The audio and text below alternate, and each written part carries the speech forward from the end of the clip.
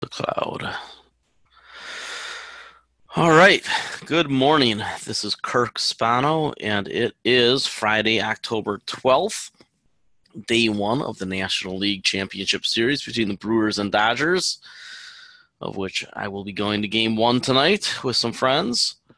And I expect every single one of you to root for the Brewers unless you live in greater Los Angeles. I know there's a couple of you, and I forgive you for that. But we've had kind of a choppy week in the stock market. Who would have thunk it, right? We've been talking about this since July that October could be tough. And so now we just had a little cold spell in October. So for people who were gradually selling into the market strength in August and September, as I told you to do, and to raise 25, 35, 40% in cash, depending on your strategy, if you were taking profits on your hedges in the last couple of days and you bought the QQQ yesterday that I told everybody to buy, I think you're probably pretty happy. So let's talk about, a little bit of review and then a little bit of looking forward. And we talk a little bit about asset allocation because I've read some really dumb things in the last week, including on CNN Money. You can see that I gave them a hard time on Twitter because they said that everybody who is broadly diversified can just do nothing. Well, we know that broadly diversified doesn't work, never has worked, never will work, not unless you want 100% of the stock market risk. How many of you want 100% of the stock market risk? I sure don't. I like only taking 50, 60, 70% of the stock market risk, basically the risk of a balanced portfolio, and still getting an equity-like return. So nowadays you can't really own bonds. You got to have cash. It used to be that we could buy some bonds, but bonds are just so horrible at the moment that we want to stay away. So back in July, talked about becoming a net stock seller, right? Doesn't mean that you don't buy anything. It just means that you're selling more than you're buying. And I listed the things to worry about: trade, rising interest rates, Iran, peaking corporate earnings because of the buybacks. And, the VIX was crashing, which meant that, it's probably going to pounce back up, which is what happened this week. We did not make a VIX trade. It just never got to a price that made sense to me. One of the main reasons that I was afraid of a tough month in October, on top of the fact that buybacks slow down, is that your marginal buyer, your dip buyer, your global dip buyer in U.S. stocks really has dried up. So there's not as much underneath this market holding it up anymore, other than the buybacks, because a lot of the foreign money, especially from China, has stopped coming in. And this is from a Citigroup analyst who's pretty good at this stuff. So, and this is something I've been talking about all year, which is the foreign money coming into the United States for stocks and real estate is slowing down, and it's slowing down a lot. So those are things that we have to watch over the next year or two, because if that doesn't pick back up, eventually you have a much more serious correction in prices. As we can see, China rate of investment is falling off a cliff. When they show 2018, it's actually going to be way down here. It's going to be a lot like 2011. Okay, so very little to no China money coming in. So, without that foreign direct investment, you're going to see strains not only on big city real estate purchases. New York has already started to see that. But you're going to see less support for the stock market when things like this week happen. So a couple of weeks ago, put out my fourth quarter macro and market outlook. If you haven't read it, this is on the free side of Seeking Alpha. It got an editor's pick. Didn't get read very much, only 18 comments, but it was an editor's pick. I think I made an extra $15 for that. And, I talked about all the things that were coming. And in this article, I nail the Fed again. It doesn't understand slow growth forever. Eventually, that's going to cause the next crisis. If Chair Powell keeps raising interest rates, we're going to have a major, major problem. So I wrote an article the other day, and I didn't publish it because after I read it and saw Jeff Gundlach's interview I had to watch it recorded. A friend of mine told me to watch it from CNBC, and I read a couple of other things about that. I realized that the title of my article was right, but maybe the subject wasn't, and the subject was something that belongs somewhere else. So I had talked about the Fed and President Trump and not understanding Congress, not understanding slow growth forever and not doing appropriate policies for that. Because the growth that we're getting right now is very temporary. And I know that, people's politics get mixed up in this, but the reality is that slow growth is a demographic and debt and technology issue that can't be overcome quickly. It's going to take decades. So for now, if we're going to juice the economy with tax cuts, which almost seem like they were preemptively done because they knew the trade war was coming, you can get these little pops, but by next year, we're already getting estimates on global GDP being a full percentage point slower, or lower. And that's a big deal. That's a lot of money. So, I made sure that people understood the buyback bubble again. I showed the Yardeni charts that buybacks were through the roof. You can see this. I mean, this is not hard to understand, right? The slope of these lines is not hard to understand. Buybacks annualized, are going to go over. We don't have the third quarter yet, so it's going to be pushing 800 billion. And by the end of the year, we're going to be over 800 billion. We're already at a record, right? We're already at a record strictly because of the repatriations. So without the underlying foreign direct investment, and during periods of time when the buybacks slow down, which happens the weeks leading into earnings, and I'll explain how that works, there's less support for the market. Now, January is typically an exception because you have all the retirement plan money coming in January and February and March. So, the first quarter is usually pretty darn good because of retirement plan money. And then you get the buybacks again kicking in February. So I don't know that the first quarter will be rough. In fact, I think that the Santa Claus rally, which I think is going to be very euphoric, very epic, could run well into the first quarter. Second quarter, April is another month where I go, April could be choppy like October. But we'll see. We'll see what's going on with trade. We'll see if Chair Powell is continuing to tighten. If he is, I have a lot of concerns after the first quarter next year.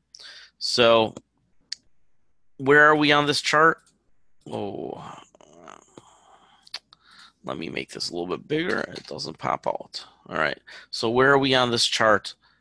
I think that we're finally at greed. Right? Last year I said we were at enthusiasm when other people said we were at delusion. Last year I thought we were at enthusiasm.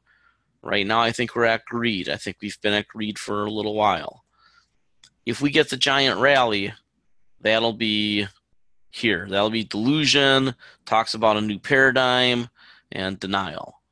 And that's when it turns over.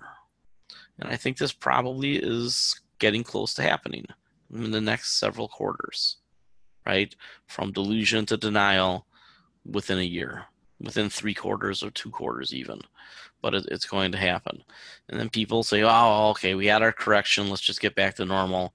And then numbers start to matter. And what numbers are going to matter? The article that I have pending is titled President Trump is Right About Interest Rates. And the reason he's right about interest rates is that we can't afford with I think it's like $5 trillion or $6 trillion of debt coming due in the next 5 years. We can't afford to refinance that at 3 and 4% interest rates, right? So something's got to give. And I have a conspiracy theory here, and I'll talk about it next week after I publish the article, But don't discount the idea that because the United States is the reserve currency and we do very well with volatility, that the Federal Reserve might not be deliberately trying to cause volatility in a couple of years. Because in order to refinance between $5 and $7 trillion early in the next decade, it sure would be nice if there was some sort of an event that caused everybody to want U.S. bonds at 1% again, right? So don't discount the Machiavellian nature of some of these things. All right, so let's go back to kind of the shorter term again.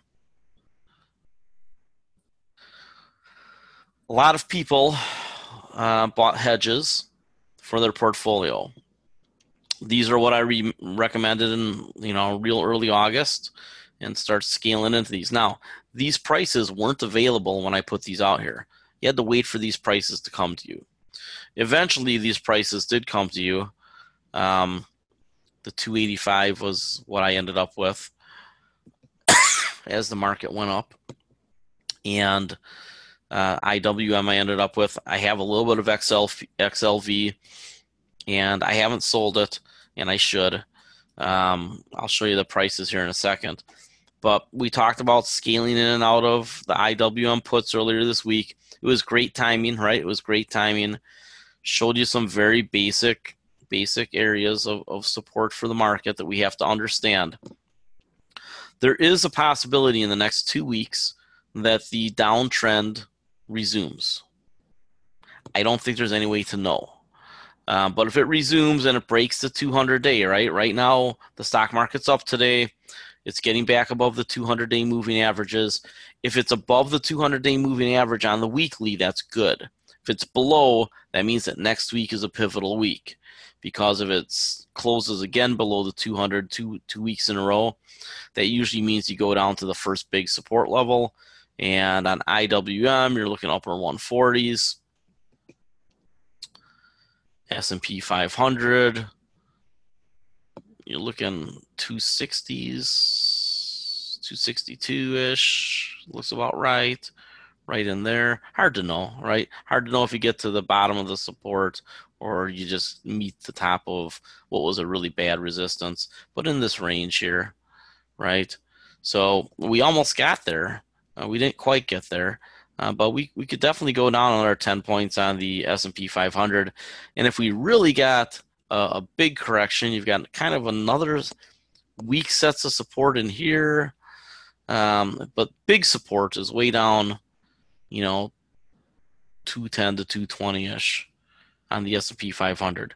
And I've shown that other chart that I have. I don't have it up right now. But I've said that this level is going to happen. Definitively believe this level will happen. Now, there's more support way down here at about 1600 on the S&P 500, 160 on the SPY. We'd have to have a really bad recession for that to happen. But this level, this 210, 220 level, will probably just happen with the next bear market. So, we should just be very cautious about that when we see things start to happen. What just happened? Kirk is not pressing the buttons correctly. All right, there we go. When you go to the NASDAQ website, easiest place to get option chains, you'll see that on IWM,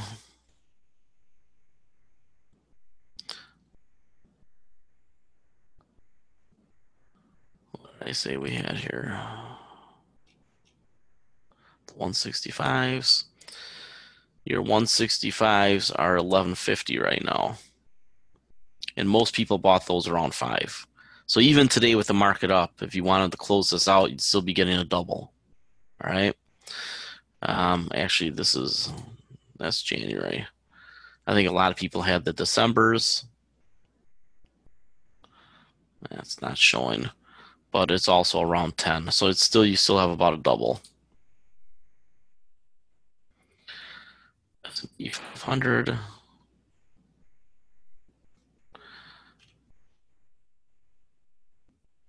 $285, $280. Take a look at these. I ended up having an average price of like $8 on the 285s. So those are, 1241.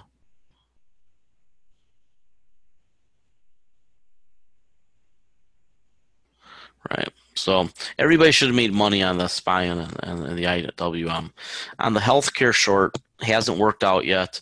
Almost got back to even yesterday, and now it's down again. So I'm holding on to these, thinking that we might get one more downturn, by the elections and the Iran sanctions. So this is the one that I kept. I took profits on the other ones. I never actually got into the consumer discretionary puts. I'm not really sure if anybody did. Of the 400 of you who read this stuff, I don't really know how everybody performed on these. But, if you got the 112 for two, you've doubled your money, right? It's only the healthcare one that, because people perceive healthcare stocks as defensive, that's why it's holding up right now. But that's also why when that bear market comes, it's going to be brutal. I really do believe you're going to see a lot of healthcare stocks lose between 50 and 80%. When you got me in the next 3 years. So what should you have bought? Well, yesterday, we put out the article. Right. Well, I actually put it out. Was that Wednesday? I told everybody buy QQQ at 169. Why? Because these companies that are the top holdings, especially these five, Apple, Amazon, Microsoft, Google, and Facebook, this is a really efficient way to buy those stocks on the cheap, right? It's a basket. Those five stocks represent 46% of the NASDAQ 100, right? And then you get some Cisco and some Intel and some Comcast, NVIDIA, Netflix. On corrections, these are all great things to buy. Do they have a lot more to go down?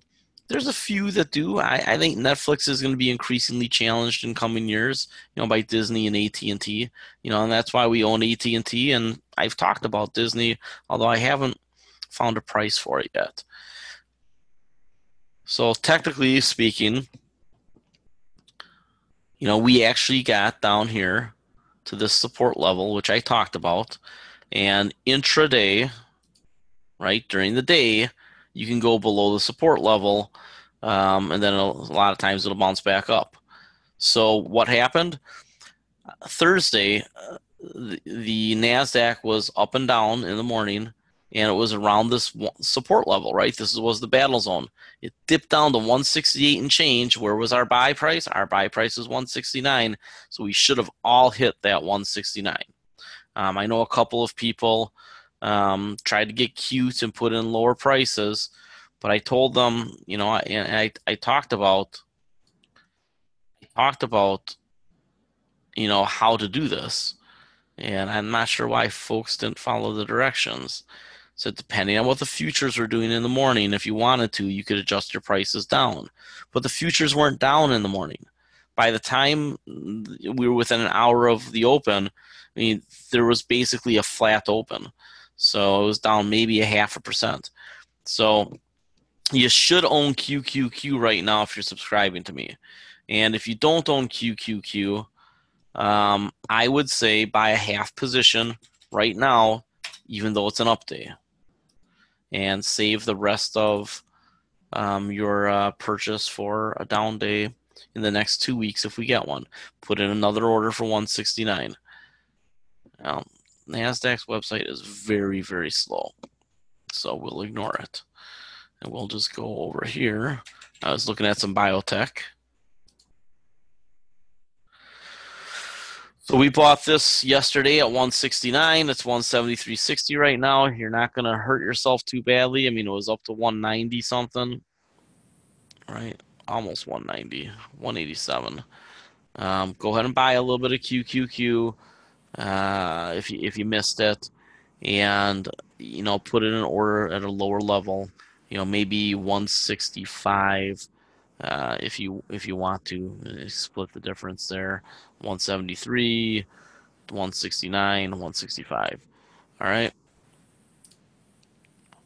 So let's talk a little bit about asset allocation.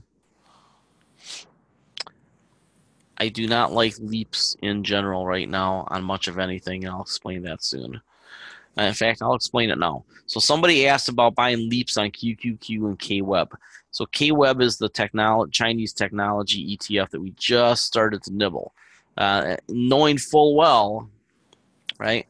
Knowing full well that there could be another big level down, right? It's come way down. And I did a comparison, and this will eventually get to the free side of Seeking Alpha. I did a comparison of the different funds. The two funds to really look at are KWeb, if you want to be aggressive, and if you want to be a little bit more diversified. KWeb plus FXI basically equals MCHI. So the iShares MSCI China ETF, MCHI, if you want something that's more like the S&P 500, and this is if you want something that's more like the NASDAQ. And I made these comparisons for you. Right? If you're not a subscriber and you want to get this stuff, I'm telling you, I've got this price so cheap right now, $4.99 a year, and the first year is $100 off, and that's all going up next year because the folks who are following along here and not just trying to copy me, but are trying to learn, and they're making some of their own trades, based on the time availability they have. We like to have half to 3/4 of our money invested long term, but this market is at the end of a bull market, and we do need to ebb and flow trade a little bit more often, kind of quarter to quarter. And if you're willing to do that, I think any one of these trades, depending on the size of your portfolio, makes your fee back, and then everything else is gravy, which is what I'm trying to do. So I talked about with KWeb, we want these holdings, and I'm gonna I bought KWeb now. I'll probably buy MCHI and KWeb if there's a next time. But I talk about the downside. So these are the three peaks that provide pretty strong support for China. So we are right at that buy zone, right? Now, if they have a catastrophe, and people love to talk about catastrophes, you could see a lower price level, right? You could see another 50% drop. What does that remind you of? Well, it could remind you of oil. Oil had this type of drop a couple of years ago, and then it went all the way down to this level. So it's not that it can't happen, it's just that it doesn't happen often. So if you believe that China is due for a massive reset, then you probably can do your nibble here just in case you're wrong, but then there's no point in buying in here, right? Because once it goes down in here, it's getting at least the 35 on KWeb. It could get all the way to the upper 20s. So be very slow moving in your purchases. See this area right in here, right? Kind of the mid level when it was bouncing around. That would be your next buy area. And then this would be your backup truck down here. All right. But I wouldn't buy leaps because A, that puts the calendar against you, and B, you're not sure if you're really buying the super low price. So I'm going to finish, before I go to the Brewer game, I'm going to go through the rest of the ETF sheet, which, whatever that is, 100 ETFs we follow, and double check all these charts. And what I'm doing is the bottom fishing price I had updated recently was for this small correction. I'm going to change everything back to for if there's a big correction, right? Because I think that this is a small correction that we're having right now. We're going to get a gigantic rally, and then either next year or the year after is when we get the big correction, and we need to be ready for that.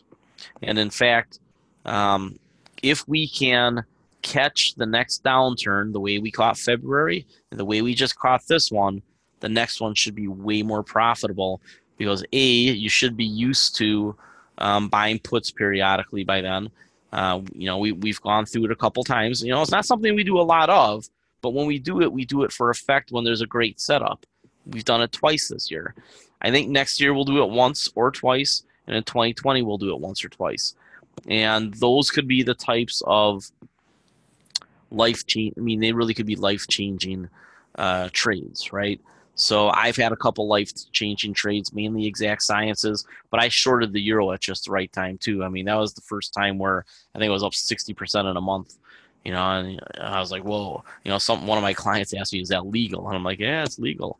So, we have to be careful and cautious, but we also have to be opportunistic, prepared, emotionally stable, ideologically put that stuff on the side and just look at the analysis and be willing to think a little bit Machiavellian because all these people who run the world do. All right. So let's talk about asset allocation. Is there any more? Has emerging market, international development, China bottomed out yet? Well, gee, isn't that a great question? Has emerging markets, international developed, and China bottomed out yet? Well, I think you wrote that before I started talking about China. But, seriously, how would anybody know that? Right? I mean, unless you hit something that's this obvious, you don't know. Because you don't know if that's the bottom, or that's the bottom, or that's the bottom. I mean, you need to find these, if I had this chart going back, you would see that this is a massive, massive support zone. There are markets that drop 80, 90%, and those are great times to buy them. NASDAQ, 2002, was down 90%. You could have just bought the whole NASDAQ, but if you had bought the 10 best stocks, if you just loaded up on the 10 that you thought were going to be alive in 10 years, you do all right. I've got a great uncle. He's 85 now. He used to work on the CBOE, and he walked into the office in 2002-ish, said, hey, what do you guys think of Priceline? I hadn't heard of it at the time, and but I knew to listen to him. And, the other people in the office are like, all this internet stuff sucks. And he goes, well, I'm going to buy $10,000 of the Priceline. And I want to say it was 12 bucks a share. It was something cheap. What is Priceline now? 300, 400? I don't even freaking know. I wish I had bought $10,000 worth. I bought 1,000, which is good, but, it's not 10,000.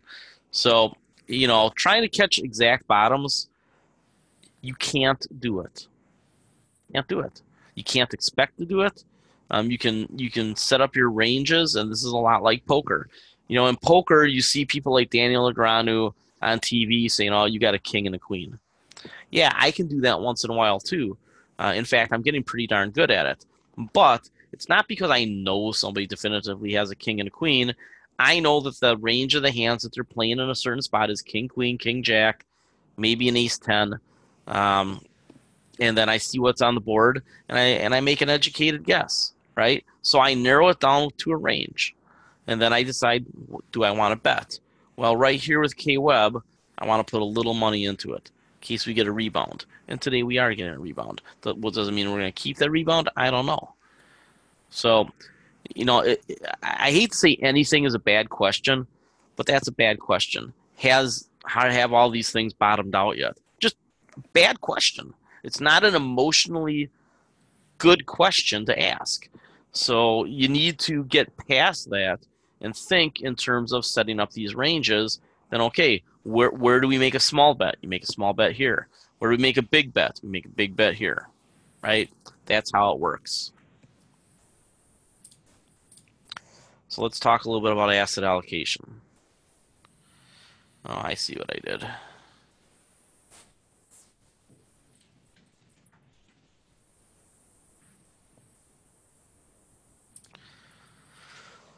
We pull up the S&P index again. All right.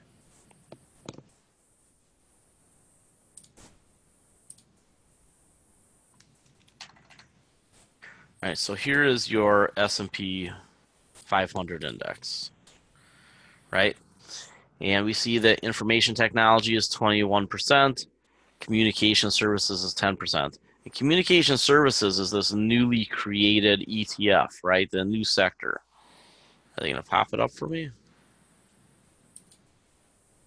Oh, well, gee, that wasn't very helpful.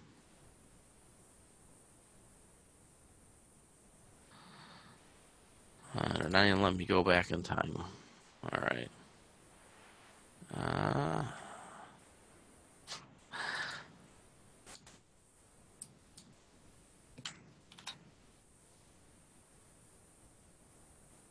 There we go. Back to the S&P 500.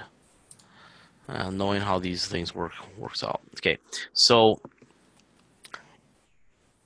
information technology and communication services is the combination of technology and telecom, and they broke them into two different pieces. So you have to be a little bit careful that you don't think you're getting Google and Facebook with information technology, because they pulled those out, put them in the communication services. And I want to show you what XLC, the new one, looks like. Look at the holdings. Yeah, Facebook, Google, Disney, Verizon, AT&T. What stocks have we been buying lately, right? I talk about buying Google anytime you can get your hands on it. AT&T we bought recently. We've traded Verizon. CenturyLink I've been in for a year. That's about exactly a year. That's worked out, right? Kept buying in here. Nice. Came back. So here's one. If you're a subscriber and you are not in CenturyLink anyway yet, I like using the 5-year chart just because it gives me a good view. Then snap back to the 1 year. You'll see that we've gone through the 50-day moving average and sniffed the 200-day. This is probably going to rebound back up here and break out to the middle 20s again. More importantly, with CenturyLink is that they've been doing everything right. If you really think about what's going to do well in the future, enterprise services can't unplug, right? So even if AT&T and Verizon, AT&T in particular, or Comcast get hurt by the people that are unplugging, CenturyLink doesn't have to worry about that. They have the second biggest footprint on the planet after AT&T, right? They're in, some huge number of countries, 60 countries. They have the under the ocean cables, but they're an enterprise. They're mainly serving enterprise. So people out west think of it as their cable company, but the reality is their big business is enterprise, and it's going in that direction. So those aren't people that can unplug. They need the cable. They need the wire into their building. So, I'm here at home, and even though I'm going to probably get 5G, in a few years, I still am going to want to be connected by wire, because I can't have that. I can't have those breaks in service, right? For what I do. And most businesses won't stand for having breaks in service, so they're going to keep their fiber optic. And CenturyLink is going to make money on that. And by the way, while you wait for them to grow their business and continue to pay off debt, they're paying you a big fat dividend. So if you're a retiree, I think you can put 2%-ish into this stock, 3 or 4 if you're aggressive, and collect that dividend. It's part of a nice 20 stock basket. All right. So in any case, this is the new communications ETF. Why is that important to think about this really carefully? So the top 2 holdings are Google and Facebook. Between them, about 40% of the fund, right? So people who want a dividend and they have a bunch of growth are going to look at this, because the dividend on this, because of the telecoms, is, they don't have it up yet, but it's going to be right around 2%. And, to get 2% on something that might have pretty darn good growth because of 5G and everything else that's coming is interesting, right? You got some 21st Century Fox in there. You've got Netflix, Electronic Arts, gaming is a big deal, Activision. You've got some. This is a great basket. Now, I'm going to end up in my ETF portfolios. I'm going to own this basket, but because we own AT&T, I want you to think about this. Investors in this fund are going to result in AT&T getting more money thrown at it. Why? Because people are going to invest because of Facebook and Alphabet. And by the way, they get fees. But because they're pulling money into this fund, right, because they split up the technology group, people are going to buy this one too. And AT&T is going to get capital inflows. So what has happened in 3 months since this fund went live? Excluding the dip here, that put a pretty good floor under AT&T. So I think that right now you're getting a chance to buy AT&T on the cheap again with its 6% dividend. It's going to come up here, and as I have said, I expect AT&T to break to a new range. You see how it got all the way up here towards 60 during the tech era? I think it's going to get all the way up towards 60 again. And then I think it might even break out. It might go above 60. But this range, this shorter term range after the tech wreck, right, which kind of was from here to here to here, where the upside was in the middle 40s, I think it's going to bust through the middle 40s and then get back up to here. Now, does it break through 60? I'll tell you in a few years. But I think it breaks through the middle 40s, gets into the 50s, well into the 50s, and I think you're probably going to do well with AT&T. Getting back to asset allocation. So I read that CNN article yesterday, and they were talking about, well, if you're broadly diversified, like everybody should be, then you just wait for it to come back. So I'm going to call bullshit a couple different ways. First of all, you should not be broadly diversified. You should be diversified, but not broadly diversified. What the hell is the difference? All right, broadly diversified is basically owning the S&P 500, right? There's just no case to be made because all of these sectors are not ever outperforming at the same time, right? You have some doing better than the index, some doing worse, some doing outright bad. So when you take a look at this breakdown, you should ask yourself, what percentage of my portfolio do I want in information technology? More or less than 21%. If I think that information technology is going to do better than the index over a longer period of time, I'm not worried about next month, but over the next 2, 3, 4, 5 years, I'm going to put more than 21% in. Healthcare. I think that healthcare is going to have a major bear market. So I have barely any healthcare, only a couple percent. Okay, well, so let's say I drop this allocation down to 5% instead of 15. That's 10 points that I have to put somewhere else. Financials. I think there's an argument for financials is being made right now that's wrong. I don't think interest rates are going to stay up. I think that they'll be heading back down by next year or the year after. And in fact, I said the other day in chat, I believe the 10-year treasury will be under 3% by sometime next year. So eventually, we might even want to buy U.S. treasuries, right? So we'll talk about that when the time comes. I'm writing a story about why Trump is right about interest rates, and we cover a little bit of that. But I don't want 13% of my money in financials again. So let's say we knock that down to 5%, right? Now all of a sudden you've got 18 points you can put somewhere else. Consumer discretionary, I like that sector. Communication services, I like that sector. Industrials, don't like much of it. Consumer staples, don't really like it, right? So I'm going to be underweight healthcare, underweight financials, underweight industrials, underweight consumer staples. Where can I put that? I can put that in IT. I can put that in consumer discretionary. I can put that in communication. I can put that in energy. I'm actually starting to get a little bit bullish on several utilities, but not the group. So I might actually have 5 or 6 or 7 or 8% in utilities, which would give you a double or triple weight. But I'm probably picking out the individual companies because there are very specific things I'm looking for that have to do with transmission of natural gas and electricity and generation by alternative means. Real estate. I know that people swear by REITs, but here's the problem with REITs. When they go down a lot. And if you own a house, that's kind of a double whammy. So while I like some real estate, I don't like it at 10, 15% of my portfolio, some single digit amount. Materials, again, there's been a huge, and materials are going to end up being a bigger part of our portfolio soon.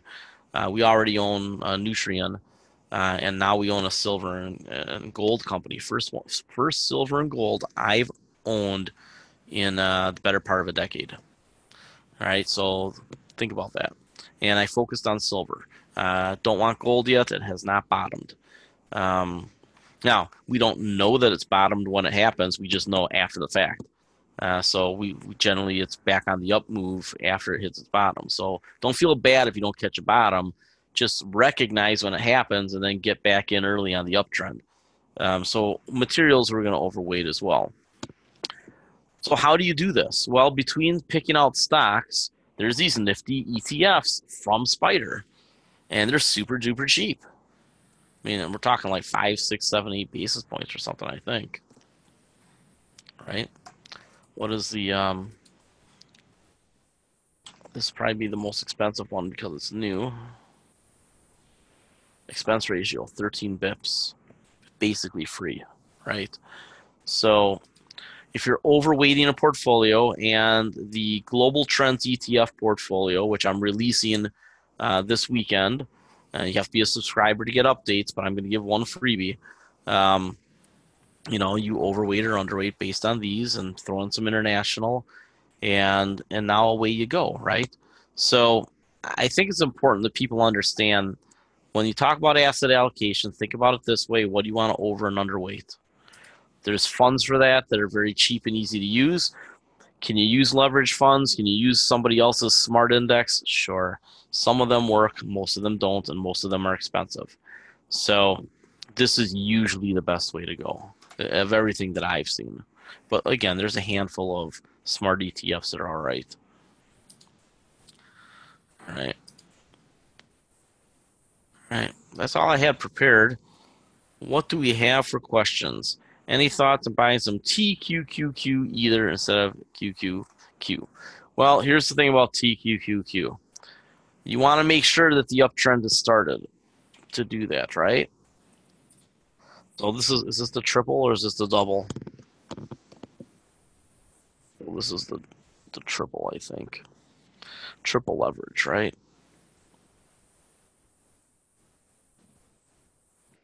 I haven't used this one in a long time. Oh, you look at that and you say, boy, that's a bargain. But let's pull up a 5-year chart. Oh, this could go lower. I think this 40 area, right? This is kind of one of the zones we identified. Then way down here.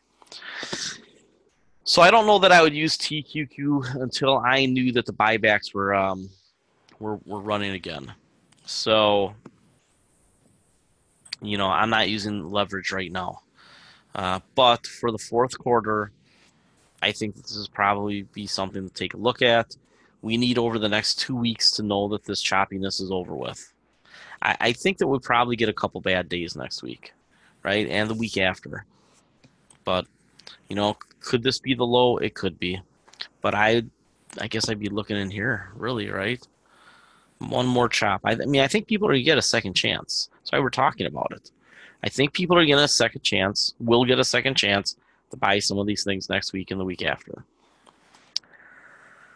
I don't own CLR and CDEV. Do you recommend these stocks at today's prices? I like both of those, yes. I like both of these.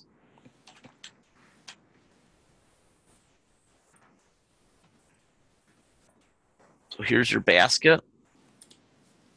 All right. So the red is the XOP. And this is over the last, couple years since they've all been open. Only got about 3-year history. The story on Centennial Resources is that they have new production, right? Small numbers turning into big numbers. I think that they're going to continue to outperform. And Continental Resources is not a hedged oil play, right? They are unhedged. So if you believe the oil stays in this $70, $80, $90 range and maybe sniffs 100, which is what I think, then these guys are going to just keep pouring money to the bottom line, and the stock should run. All right? That's what I think. I don't own USOU anymore. I woke up one morning, I think after one of the Brewer games, but it was gone. So this is where it was at 90.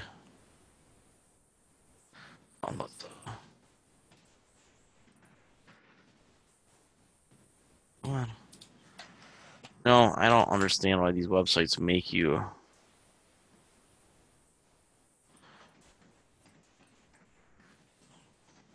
capitalize. Don't understand that at all. So yeah, yeah, I got rid of all of it at 90. That's pretty lucky. Um, I think that it's something that you can buy again right here. It's a nice uptrend. It didn't really break all the way down, and I think that you get one more run up towards 90. However, that said, it's higher risk than the stocks, right? This ETF is higher risk than the stocks because one, it's leveraged, and two, what if oil just chops along now? What if there's not much upside left in oil? So when oil went from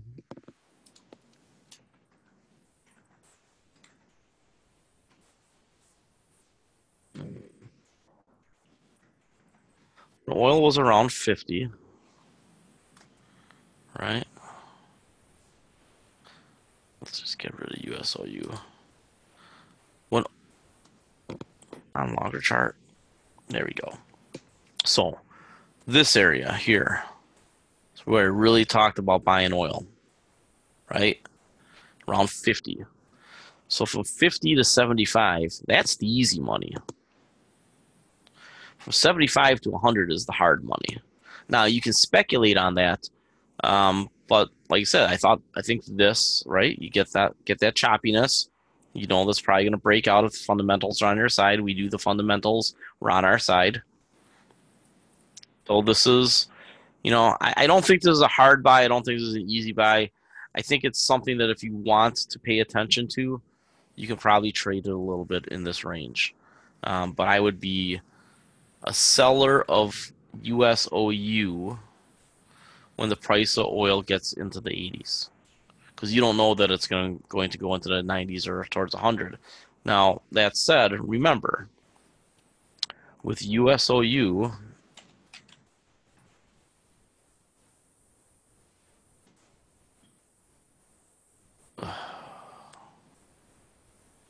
that's not USOU. USOU. There we go. With USOU, right, you can see the difference. So at $80, okay, if oil goes up $80 to $80, got to pull out your calculator, right? $5 divided by 75, so it's 6% gain plus change, times 3 for the ETF, so I'll say about a 20% gain. So the ETF is at 90 right now. Oh, it's not 90 right now.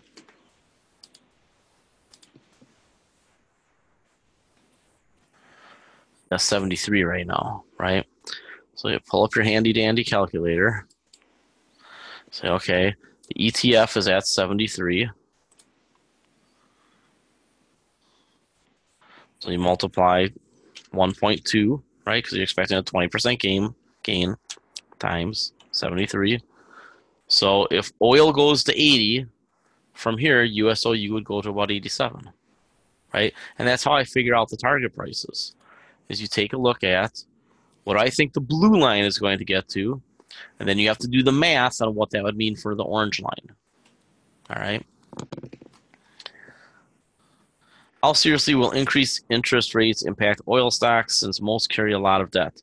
Well, one, I don't believe that interest rates are going to stay high.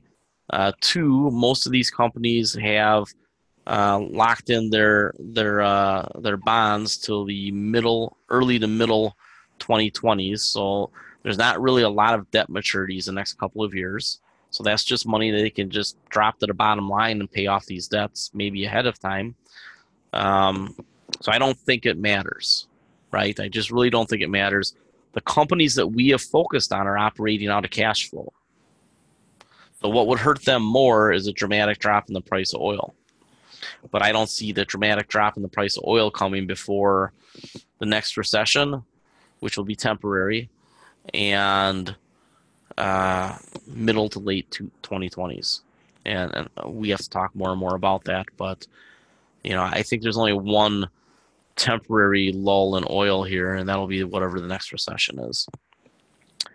Any strategy if the markets continue down another 10, 15% in the next couple weeks, buy. There, that's the strategy. Right? Just go back to that K-Web chart.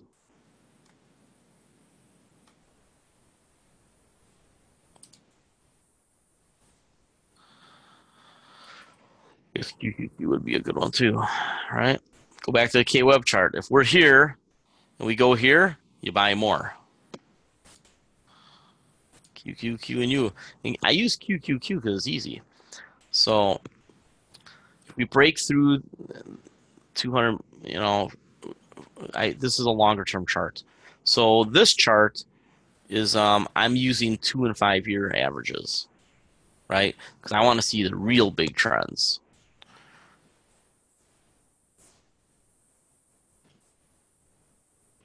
So here you go. If we break through this 170 range, that means that the NASDAQ could probably head all the way down to the lower 150s. So if we go from 170-ish to 150-ish, I'm backing up the truck. Unless, again, there's a financial crisis. I don't see that. But if it happens, it happens. Also, we see a bunch of hedge funds implode and, something crazy happening, then fine. Then maybe it goes all the way down here.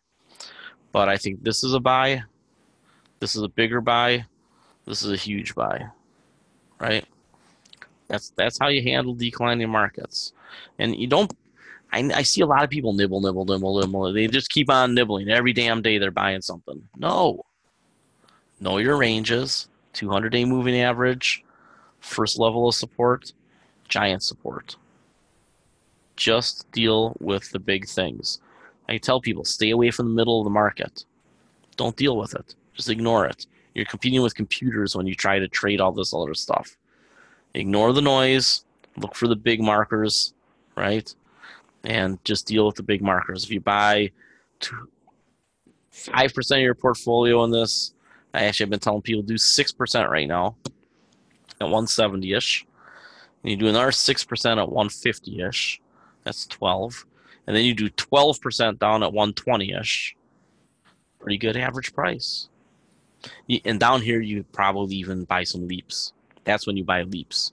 When everybody's going, oh my God, the world's ending. All right. Any more questions? Colorado vote. Oh, we've been talking about that this week. If anybody has a poll from Colorado, I've been looking for 2 weeks. So either they haven't taken one or I'm just bad at this, searching the internet. I would like to know Proposition 112 in Colorado, what the polls say. That's a state that voted to legalize marijuana. I got to think that this has a chance to pass. And what it is it increases the setback on fracking within populated buildings and other structures to 2,500 feet. So, a half a mile. And I think it's actually a reasonable thing.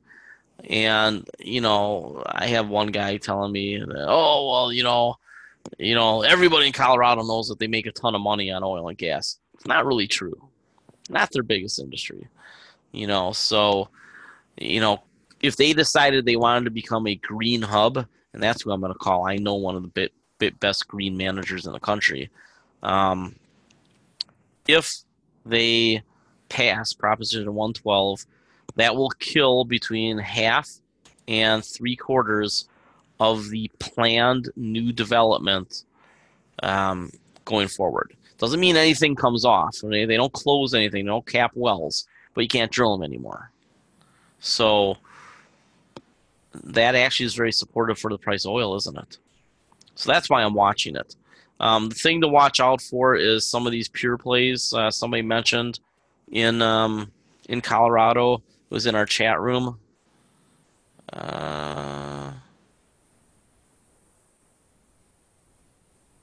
was that?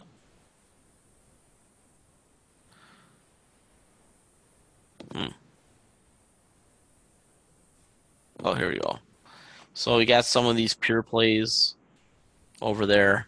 Whiting Petroleum's over there. I believe Anadarko. I have to double check. I started to make a list. So there's certain companies you want to stay away from with oil for sure, just in case. But those stocks are beat up a little bit now, so you almost want to kind of play both sides of the fence there. Some puts and some calls, and just say, okay, whatever the next move is, it's big. It might go up big, it might go down big, but I'm gonna make money either way. And you're basically just hedging your bets. Any thoughts on the release of Pastor by Turkey and China not blamed as currency manipulator? Well, first of all, China is not a currency manipulator any more than we are. So everybody needs to get off their goddamn high horse, President Trump, because they don't manipulate their currency any more than we do. There's an article on Bloomberg right now that shows that they've kept a pretty tight peg for years. So this idea that China is somehow manipulating their currency, once again, Midwest calls bullshit. So as far as the release of a Pastor by Turkey, I have no idea what you're talking about. So I have no idea. So there was a pastor that was taken in Turkey, and they released him. Yeah, I have no idea. I do know that journalist that Saudi Arabia probably killed, you'd think that would have some impact at some point. But you know what? Individuals, the way the government looks at it, don't matter that much, and that's a shame. And I'm starting to lose faith in MBS, Prince bin Salman, because I think he is over the top. He needs to have thicker skin. He needs to be a better person if he's really going to lead that country. And he has to reach out. If what's going on in Saudi Arabia is really just a battle between who gets the money, then it's not going to get better. But if he's really trying to reform and not just using that as a cover, then he needs to thicken up on his skin. Because if somebody writes something about you and they criticize you and you throw a temper tantrum to the point where you kill them, that's... think about this. President Trump rips on people all the time, which is not particularly presidential, but he's not throwing them in jail, even though he's mentioned it a couple times, and he hasn't killed anybody that we know of. Not like a journalist, but there's some of these things that we have to keep an eye on, and one of the things to keep an eye on is if there's a break in the relationship between the United States and Saudi Arabia might just tell us, go pound sand. Price of oil's higher. And they could do that. Now, the one thing to realize is the United States does have the cheapest oil in the world for an importer, right? We're an importer. We still import like 7 million barrels a day. So, we're not in that bad of shape. What we do need to do, and I took a look at this, taking a look at the new NAFTA agreement. NAFTA, Bloomberg.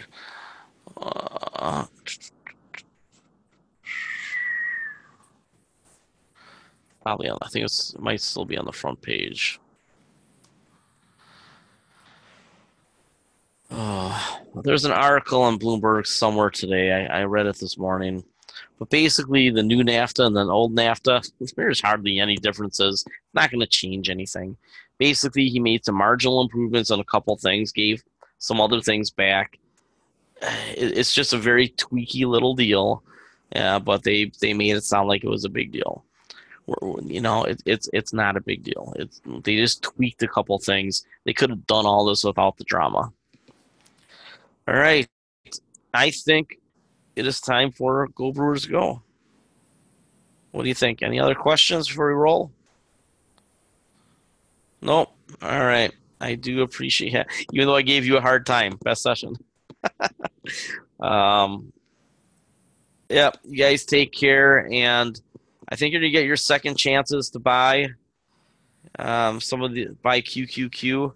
Don't worry about getting the bottom price, but scale in. Right? Make 2 or 3 purchases, and you'll be okay. Set some limit orders. Limit orders work very, very well because you wake up and you either own it or you don't. All right, take care.